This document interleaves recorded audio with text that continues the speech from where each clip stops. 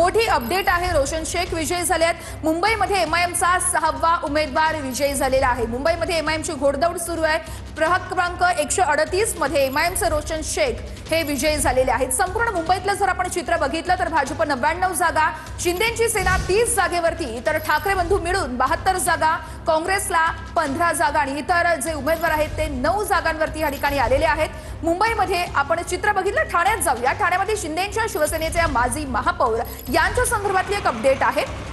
ठाण्यातलं चित्र बघितलं तर 19 भाजप, 34 शिंदे सेना। भाजप शिंदे सेना नंतर आता ठाकरे गटाला 5 जागा, मनसे 1, शरद पवार गट 7, तर काँग्रेसला 2 जागा ठाण्यामध्ये मिळालेल्या आहेत। चंद्रपूरमध्ये 2 वारांचा भाजपला मोठा फटका बसला। मुनगंटीवार आणि जोरगेवारांच्या भांडणात कमळ हिरमुसल्याचं बोललं जात आहे, कारण चंद्रपूरमध्ये काँग्रेस 13, भाजप 11, ठाकरे गटाला अवघ्या 5 जागा मिळालेल्या आहेत। चंद्रपुरातले अपडेट, 2 वारांचा भाजपला मोठा फटका बसलेला आहे, कारण चंद्रपूरमध्ये मुनगंटीवार आणि जोरगेवारांच्या भांडणामध्ये कमळ मात्र रुसल्याचं बोललं जात आहे। चंद्रपूरमध्ये काँग्रेस 13, भाजप 11, ठाकरे गटाला 5 जागा चंद्रपुरात मिळालेल्या आहेत। चंद्रपूरमध्ये 2 वारांचा भाजपला मोठा धक्का मानला जातोय। तर छत्रपती संभाजीनगर मधील एक मोठी अपडेट आपण बघत आहोत। भाजप एकाहाती सत्तेपासून फक्त 2 जागा दूर। छत्रपती संभाजीनगर एमआयएम 24 जागांसह नंबर 2 चा पक्ष। शिंदेच्या शिवसेनेला 14 जागा छत्रपती संभाजीनगर मध्ये मिळालेल्या आहेत। छत्रपती संभाजीनगरचे आकडे, भाजप 56, शिवसेना 14, राष्ट्रवादी 1 आणि एमआयएम 24 जागांवर आघाडीवर, तर शिवसेना उद्धव बाळासाहेब ठाकरे 6 आणि काँग्रेस 1 जागेवर।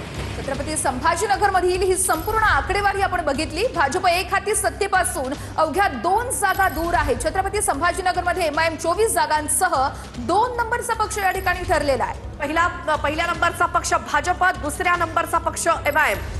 तर छत्रपती संभाजीनगर मधली ही आकडेवारी आपण बघितली। एक हाती सत्ता भाजपला मिळाला, फक्त 2 जागांचा अवकाश। एमआयएमला 24 जागा या ठिकाणी मिळालेल्या आहेत। तर चंद्रपूरमध्ये भाजपच्या मावळत्या महापौर राखी कांचलवार पराभूत झालेला आहे। चंद्रपूरमध्ये भाजपला धक्का, काँग्रेस उमेदवारानं महापौराला पाडलेला आहे। काँग्रेसनं तिथं मुसंडी मारली आहे। चंद्रपूरमध्ये भाजपच्या मावळत्या महापौर राखी कांचलवार या पराभूत झालेल्या आहेत। चंद्रपूरमध्ये भाजपला हा मोठा धक्का मानला जातोय, कारण काँग्रेसनं यावेळेस काँग्रेस उमेदवारानं भाजपला ज्या माजी महापौर होत्या त्यांचा पराभव केलेला आहे। महापौर राखी कांचलवार यांचा दारुण पराभव या ठिकाणी झालेला आहे।